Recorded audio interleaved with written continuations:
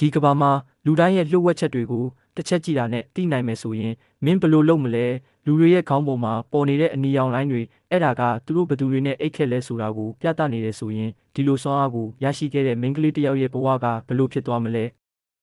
ဇလန်းကတော့ရှင်းဟဲဆိုတဲ့မိန်းကလေးတစ်ယောက်နဲ့စတင်ပါတယ်သူကလူတွေမမြင်နိုင်တဲ့အရာတစ်ခုကိုမြင်နိုင်ပါတယ်လူတိုင်းရဲ့ခေါင်းပေါ်မှာအနီရောင်လိုင်းတွေဒီလိုင်းတွေကလူတစ်ယောက်ဘသူတွေနဲ့အိတ်ခက်လဲဆိုတာကိုပြသပါတယ်ကလေးဘဝတုန်းကရှင်းဟိုင်ကဒီအရာကိုမသိသေးပါဘူးသူကတာမန်ကလေးတစ်ယောက်လိုပုံဆွဲခဲ့ပါတယ်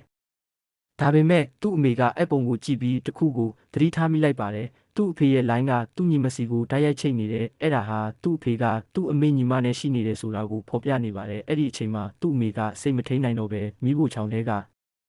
ဓားကိုယူပြီးသူ့အဖေကိုတခါတည်းတက်ပစ်လိုက်ပါတယ်ပြီးတော့ထွက်ပြေးသွားပြီးရှင်းရင်ကိုတယောက်တည်းခြံထားခဲ့ပါတယ်အဲ့ဒီအချိန်ကစပြီးရှင်းဟိုင်ရဲ့ဘဝဟာအပြည့်အဝပြောင်းလဲသွားပါတယ်သူကဒီလိုင်းတွေကဘလောက်အန္တရာယ်ရှိလဲဆိုတာသိလာပါတယ်လူတွေကိုပျက်စီးစေတယ်မိသားစုတွေကိုပြိုကွဲစေတယ်လူတက်မှုအထိဖြစ်စေတယ်ဒါကြောင့်သူကဒီဟာကိုချိန်စာလို့ယူဆလာပါတယ်သူကဒီဘဝကလွတ်မြောက်ခြင်းလို့အချိန်ချင်းကိုတတ်ဖို့ကြိုးစားပါတယ်အဆောက်အဦပေါ်ကခုန်တယ်တွေးကြောဖြတ်တယ်ဒါပေမဲ့အံ့ဩစရာကသူမသိဘူး